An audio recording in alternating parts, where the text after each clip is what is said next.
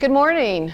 So I like to say I'm a Master Gardener volunteer because Master Gardeners is really a volunteer organization that's had a fair amount of training. We've been trained in gardening topics, but we're not masters in everything. We tend to have areas of expertise, right? So my area of expertise tends to be edible things. So hence we're going to talk about brambles. So brambles are blackberries and raspberries. So before we actually talk about that, before we get into that, I want to do a real quick review of the spotted lanternfly. So spotted lanternfly is an invasive insect that is making its way into Ohio.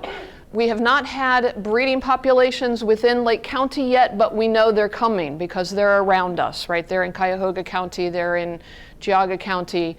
So if you look at this is egg masses during the winter. Right now we're in this instar, first instar phase, where they would be sort of this blue and white. They're fairly small. Later in the summer, we're coming up onto the second instar, the late instar, and then adult. And these adults they're like an inch long, right? So, and they have been extremely pervasive in areas where they have been. And the reason that we are really concerned about them is that although their primary host plant is tree of heaven, their secondaries are many of our fruit plants. So apples, oranges. We don't grow oranges here. Apples, pears, and grapes. So it has the potential to have a devastating effect on our vineyards in Lake County. So if you see them, take a picture, report it. Here's where you can report it to, and then kill or destroy what you see, right? So we're trying to keep it out of the county as long as we can to give our scientist people a way to long enough to figure out how to take care of it, how to treat it. So that's my quick spiel. So to get into what we're going to talk about what are brambles, what are the characteristics of brambles. And then once we've talked about the actual plants, which we'll spend a fair amount of time on, we'll talk about how to choose a plant, where to plant them, and then how to maintain them, and some harvesting tips. So first of all, what is a bramble? Typically what we think of is blackberries and raspberries, right? So you're buying these in the store. When you grow them, they are often not quite this big, especially raspberries. But let me ask you this question. Can you get raspberries that are not red? Okay, raspberries come in black, red, and sort of a yellowish gold color. They call them yellow, but they're sort of a gold. So what's the difference? So the way you can tell the difference is when you look at this end, the stem end, the blackberries still have like the inside of the stem there. The raspberries have a hole in the middle, and we'll talk a little bit about when we get to harvesting the difference there. The plants, however, see if I can do this and not get stabbed with the thorns, look pretty similar, right? And they look like anything that looks like that you might not want in your yard. The 3 leaves kind of looks like poison ivy to some people when it first comes up. So raspberries and blackberries, and there are other kinds of brambles other than raspberries and blackberries, but these are the most common and the ones that we grow typically for food crops, particularly in Ohio. You'll see that they've got thorns, and you can look at these plants, these samples later. They'll have thorns. There are cultivars for both raspberries and blackberries that are thornless. However, my experience is that the deer like the fact that they don't have thorns too. So you have to be a little bit more cautious with that. Just in distinguishing the plants, both raspberries and blackberries can get anywhere. So let me back up here just a minute. What happens is it's a perennial plant, right? So they start off with the roots. The root itself is perennial. And then they send up these shoots like this picture shows. Those shoots are what we call canes. And the canes will live for 2 years. The first year they're called primocanes. The second year they're called fluorocanes. They can range, depending upon the cultivar or variety, they can range anywhere, the canes will get anywhere from 3 feet tall to like 25 feet tall. All right, so you want to be careful of that when you're buying plants. How big do you want them? If you buy ones that are 20 feet tall, 20 feet long canes, they will flop over and touch the ground. where they touch the ground, they will reroot. So an individual plant with the roots, with those roots, and they'll send out some little suckers there, will live for anywhere from about 3 to 6 years. However, they also will send out these little rhizomes and start new plants. So brambles typically, although they can spread through the seeds that are in the berries, they typically will spread primarily through the root rhizomes, or when they fall over, touch the ground and reroot. And so that's why you get blackberry patches or raspberry patches. They tend to expand, right? When I'm sitting here holding these, and once again, if you come up and check these out later, be very careful because they do have thorns on them.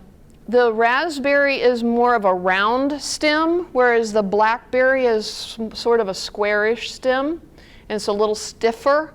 So there are differences in the plants themselves. So what happens then, and I want to show you this. So this is a primocane. See how flexible it is? This is a fluorocane, and it's not flexible. So this is one that was from last year. Historically, and I'll use that word purposely, historically, brambles always only fruited on fluorocanes. So the second year.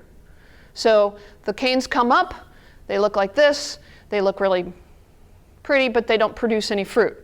The second year, the same fluorocane, the canes, the primocanes have become fluorocanes, and they produce fruit.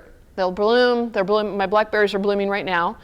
They'll bloom, and then they produce the fruit then on the second year. There are cultivars or varieties that will fruit both on the primocanes the first year and the second year, which is really nice because in some they fruit on the first year canes earlier in the season than the second year canes later in the season, so it extends your harvest. The other thing that's really nice about it is that you can actually, if you only want the ones that fruit on the primocanes, you can cut them all down at the end of the year. You can run your lawnmower over them because they're thin enough and flexible enough for your lawnmower to go over them, right? And so we'll talk a little bit more about that in a minute. So this is third year. This is one that I forgot to cut down last year. This is what they look like on the third year, right? They look dead. The canes look dead. So, okay, so that's kind of the basics of the actual plant. You'll notice in this picture that they tend to have these little fruiting laterals off of the primary canes where they will actually produce the fruits. So before I move on to anything else, does anybody have any questions about the actual plant? So the third year looks dead. Is it dead? Should we take it out? You should take it out, and we'll talk about that and how to prune them and so forth, but yes, definitely. So I just had a little question. It seems like if you go to the grocery store and buy raspberries, you better use them that day because they just... We'll talk about preservation and so forth, but yes, you're right. So now you understand what the plant itself is. So remember, depending upon the variety, they may be only 3 feet tall, or they may be 25 feet long, but they still don't get that tall, right? They'll get about 6 feet tall and then they'll flop over. So it's important to think about where you would plant these. If you want to grow raspberries or blackberries yourself, there's some considerations. You want it to be full sun to part shade. They will produce fruit better in full sun, but they will also grow in full shade or partial shade, but they need some sun. God created them, I want to say traditionally, but traditionally is probably not the right word, but God created them to be like what we call a border plant, right? So they would grow along the edge of a forest, kind of in between a forest and a meadow or a prairie. That's why they'll handle the partial shade, but they love full sun too. Your soil needs to be well drained, okay? So what that means is not dry, but well drained. They will grow in either sand or clay. but it needs to not be soggy all of the time. So you don't want it in an area that's real soggy. So in my yard, I have a horrible, very heavy clay in an area that kind of collects water, and they wouldn't grow there at all because it just gets too wet. It stays wet too long in that area. pH of 6.5 to 6.5, so 7 is neutral. So this is a little bit on the acidic side, which is actually a really good advantage for us because our natural clay soils, if you have clay here, our natural clay soils tend to be in this range in Northeast Ohio. I don't know about the sandy soils. I don't know what their pHs are in this area. You need to have plenty of space because remember I said they will grow, they will expand, right? These plants, like mini perennials, they will expand over time and maybe faster than you want. And my experience is that mowing them down doesn't kill them. So they just keep coming back.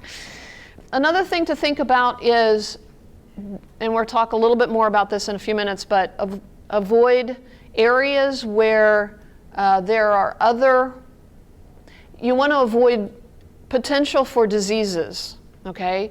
So the reason we've got the avoid locations where tomatoes, potatoes, eggplant, and strawberries have been in the last 2 years is because they tend to carry a disease which the blackberries and raspberries will. So oftentimes diseases are very specific to certain plants, some certain plant types. The diseases that affect those, I believe it's rust, will also affect your bramble plants.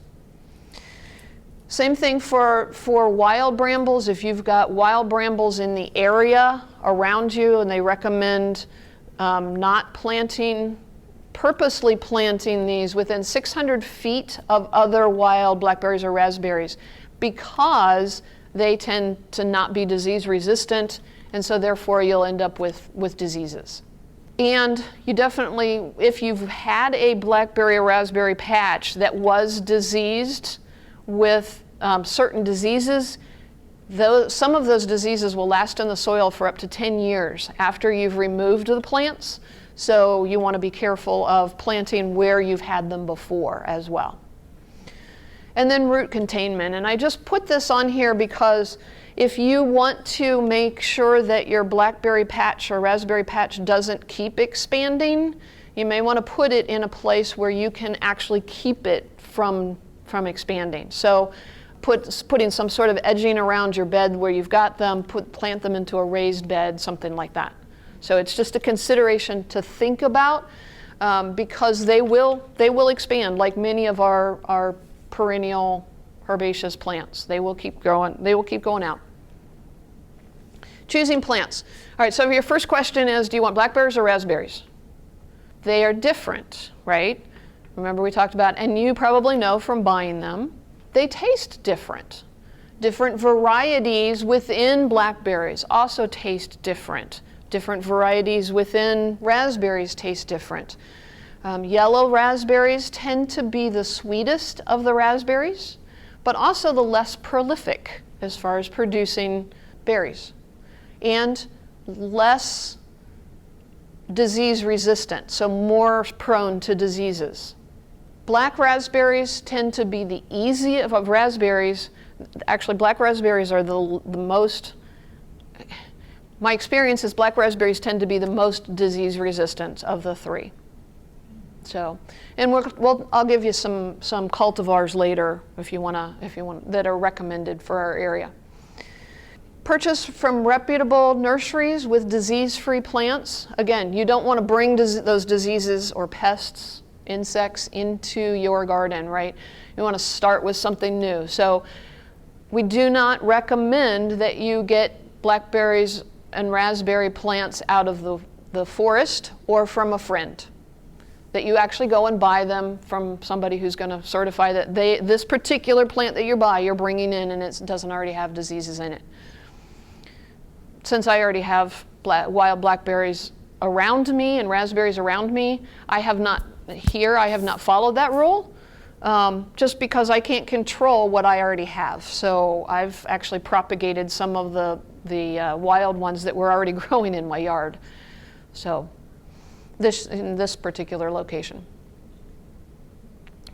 Another consideration is, do you want plants that fruit on the primocanes as well as the fluorocanes? So in other words, remember that's that first year versus the second year.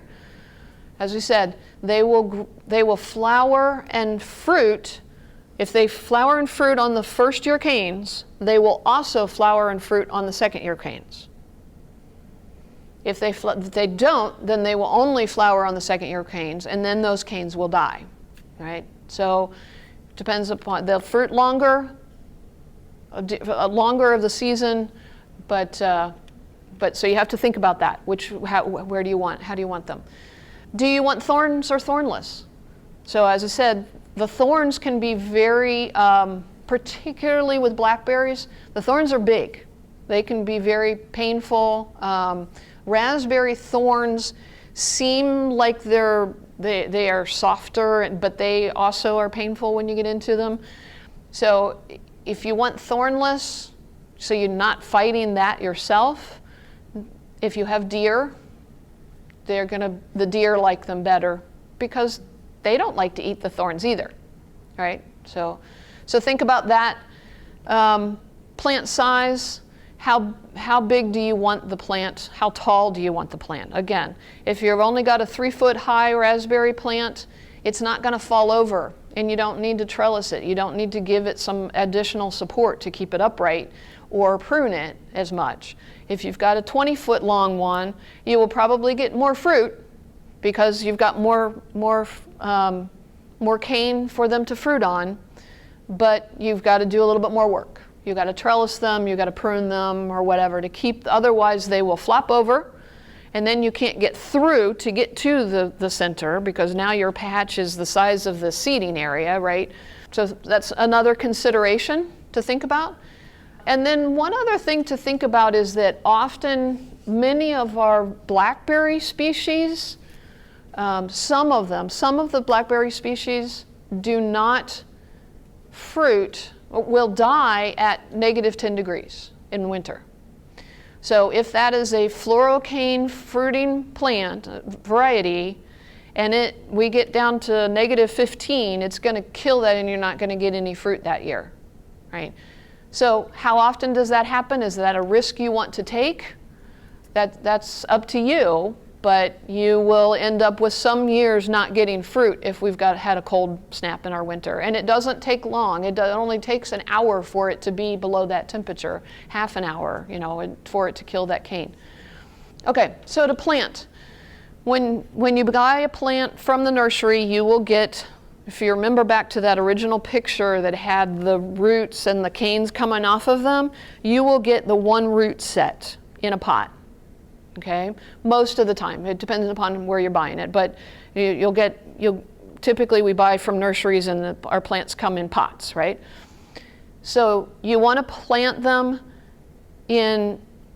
basically, like most plants you get from the nursery, you dig the hole and you put them in. You want it to be level, the pot level to be level with the ground around you, or just a little bit higher so that it mounds and water runs away. You don't want it to be down so that water will sink in. You'd think that might be a good thing because of because then water gets in there if you don't get a lot of rain, but then you end up with the soil being too wet in that area. So, and that's all of the instruction I'm going to give you for planting them. And the reason is because depending upon the variety will depend upon other considerations, right? So be sure and look at whatever the plant tag says. There are some varieties that will not grow in full sun. There are some varieties that you want to definitely put in a hill, mound them, right? There are some varieties that will say keep them weed free because they're very susceptible to competition, and some that are not so that stand up better to competition. So be sure and read your plant tags because I don't go into that just because of the fact that it varies so much. Okay, so maintenance. So the number one thing to think about, and we've kind of talked about this a little bit, is trellising, right? So if you have selected a variety of blackberry or raspberry that is going to be more than about 4 feet tall, you need to do something to keep it upright. So this is one example of trellising, and what they have done here is, this is obviously this, lattice kind of thing, but as this has grown, they have actually had to kind of take the plant and weave it into the trellis in order to get it to go upright like that. The other thing I'd look at this one is like, okay, so that looks great, but next year I'm going to have another plant that started out here and another one that started over here, and so I don't know how this particular person's but I got that off of the internet as somebody's idea. This is probably more consistent with the way you would most people trellis these berries, right? So essentially what you're doing is you're building a frame, and then there's wires or boards in here. Sometimes it's 3 feet high, sometimes it's 6 feet, sometimes both, just to keep it contained, right? So that as it grows up and over, it doesn't flop over starting at 3 feet. It doesn't flop over until it gets up to 6 feet, right? So that's a pretty standard methodology for trellising. Again, they're going to grow out here, and so make sure that if you don't want it to just take over your garden, that you've got space around it that you can kind of maintain and keep mowed, or that you're going to have to dig out or contain in some way. So weeding and mulching, the recommendation is keeping weeds out of these unless you have a variety that you can mow down every year is next to impossible, because remember, you've got all those thorns and you'd have to go in and reach in between all these canes every year and clean out. But they do the recommendation is to mulch them every year, right? So what does mulching do, right? Mulching keeps consistent soil temperature, cuts down on weeds, but it also feeds the plants, right? So because as that mulch breaks down, it becomes food for the plants. And there are certain types of plants that do better with mulch versus compost versus certain things, but wood mulch or leaf mold mulch compost, blackberries and raspberries love that. They thrive on the nutrients that are released when wood mulch and leaf compost breaks down. Watch for disease and other pests. And we'll talk a little bit more about that, but from a maintenance perspective, you want to keep an eye on that, right? So because once you get certain diseases in your bramble plants, if you don't treat them, they will take over your entire patch very quickly, right? So we'll talk, so the recommendation is if you see a diseased plant, first of all, you find out what it is and treat it, and then destroy. So remove and destroy diseased plants, right? So do not compost them, because if you compost a diseased plant, most diseases will persist in the compost, in most backyard composting. If you get your compost up to 160 degrees, then you could compost it. But most backyard composting systems don't get the entire pile up to that temperature. And so diseases actually may persist in your compost pile. And one of our master gardeners is going to do a program on backyard composting later in the summer. Critter protection. So there's very few, if you have thorned plants, there are very few mammals that will attack your raspberries and blackberries. And I say mammals purposely, right? So deer will eat them if they are thornless. If they are thorned, they'll try them once or twice, and then they have to be really hungry to keep eating them. The chipmunks and other smaller mammals pretty much leave them alone. Birds, however, are a different issue, right? So if you remember this trellising technique, the one on your left here, one of the nice things about this trellising technique is that you can also put a net over this fairly easily, because birds do like the raspberries and blackberries, especially raspberries, right? Blackberries, they tend to stay away from a little bit more, but so birds are an issue. As far as insects, the insects that you have to watch out most for are going to be aphids and Japanese beetles. So Japanese beetles tend to be attracted to one of 5 plant types, right? Beans, roses, brambles, and I'm drawing a blank on the other 2 right now.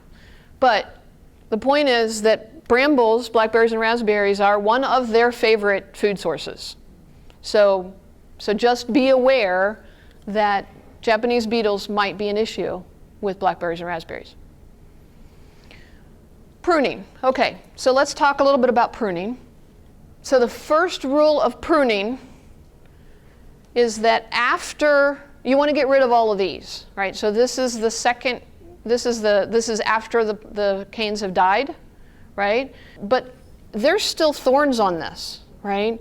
So you want to get rid of this as soon as these have finished fruiting for 2 reasons. One is because the longer they stay there, the more likely they are to have diseases, and to continue for the diseases to carry over to the next year. The other problem is that you got to stick your fingers through these. You remember this picture, how dense this looks, and I'm going to reach in here to this to get my berries. You don't want to be reaching past a lot of these thorns, right? So you want to make sure that all dead and diseased canes are removed, or portions of the cane, right? And even on primo-fruiting canes, the section or the lateral, so this might be your lateral, fruiting lateral here, that section will die after it fruits. Okay, so you want to remove that. So early summer, you remove any weak, diseased canes and thin them if you need to, because airflow will be important. In the summer, you want to prune to encourage branching. So for the long canes, if you trim them, they will then, like many plants, they'll then branch out more, right? And so you'll produce more opportunities for fruit. But my experience is they still get to be 20 feet long, so it doesn't necessarily keep them from getting really long.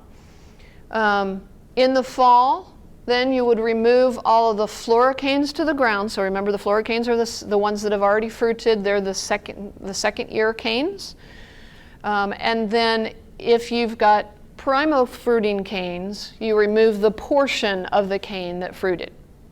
And so then the next year, they will they'll branch, right? So if, let's just say that this is let's say that it fruited up here and I remove this section, starting from my hand this way, the next year it will start to branch out from here and give you areas to fruit from there.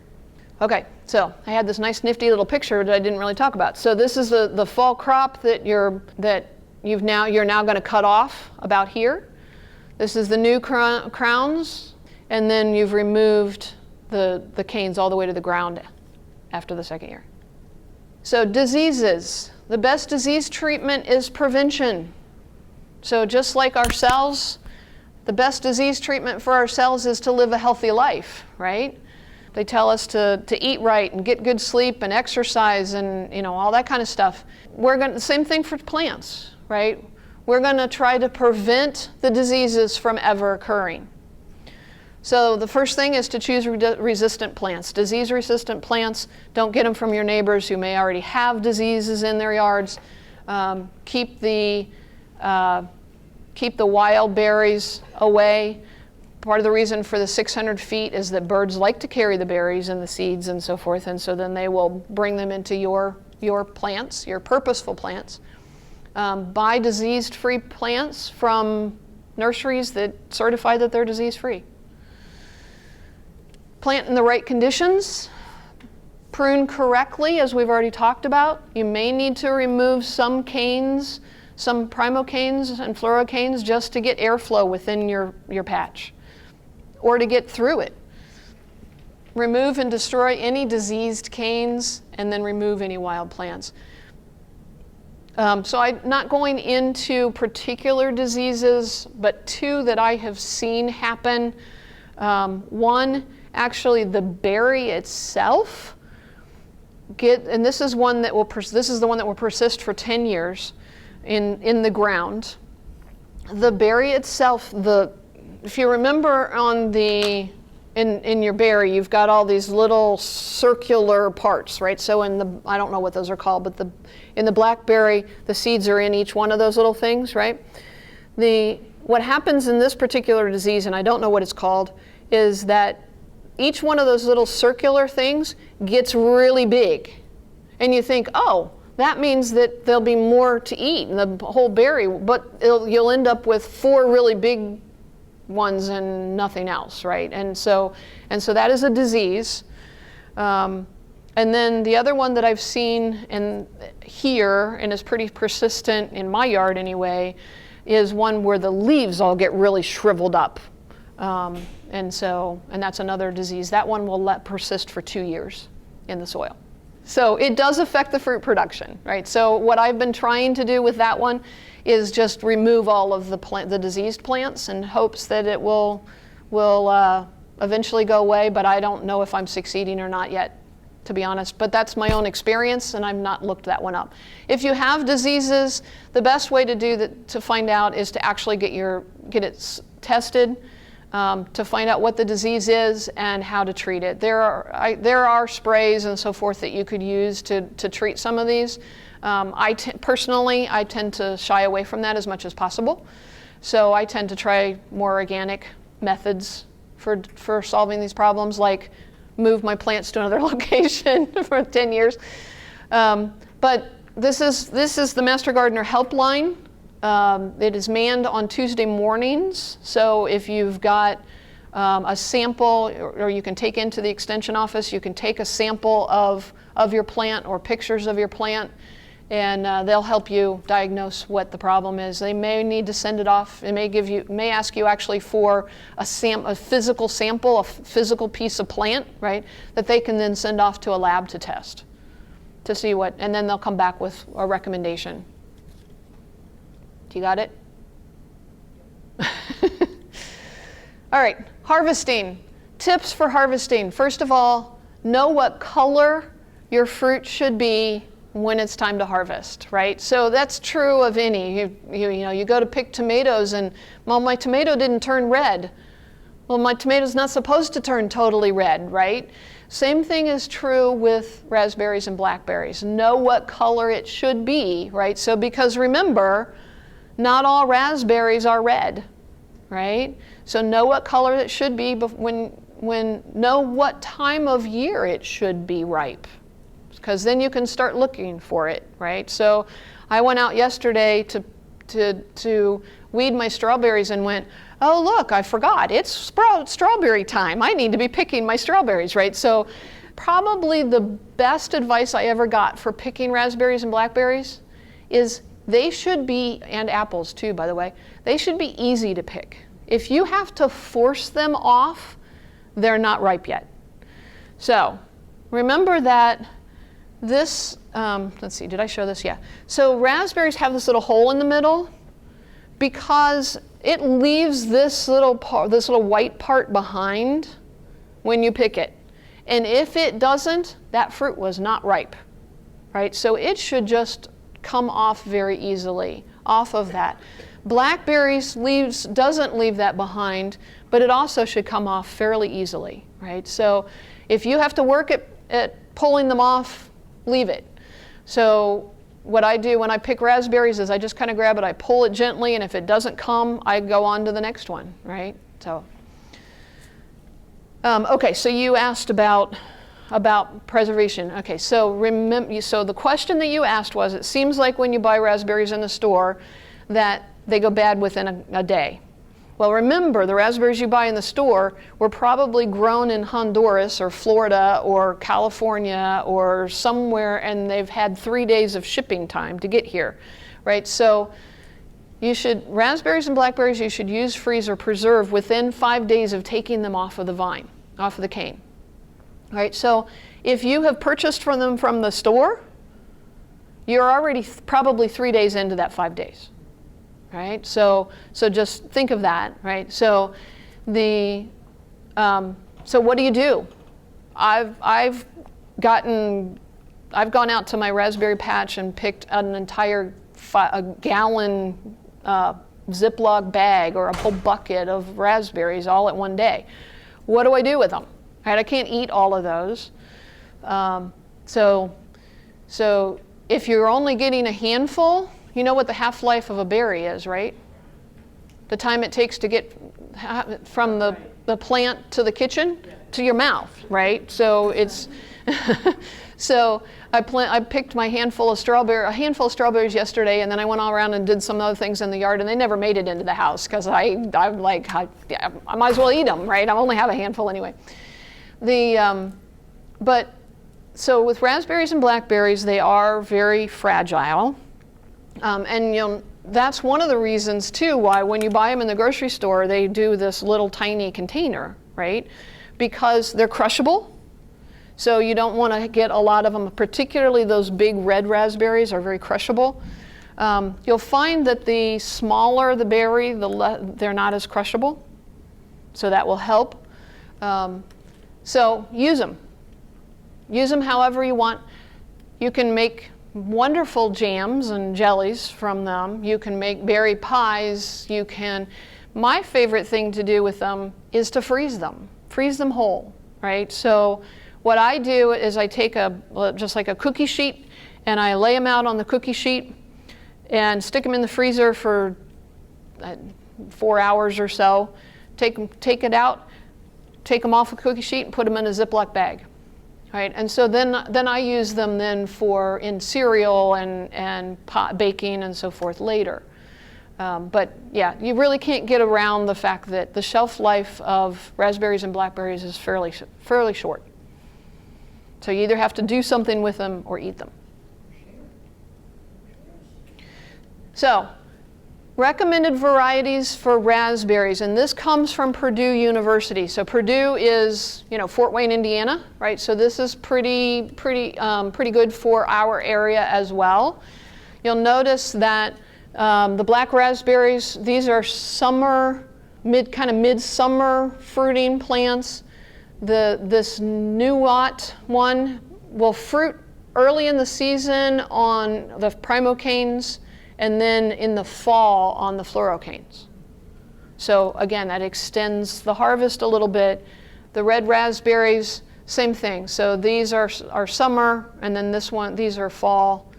And I'm not sure if all of these are primocane fruiting ones or not. They didn't have a recommendation for yellow, so I don't know if that means they don't recommend yellow or if they just hadn't done that research. And these are varieties for blackberries.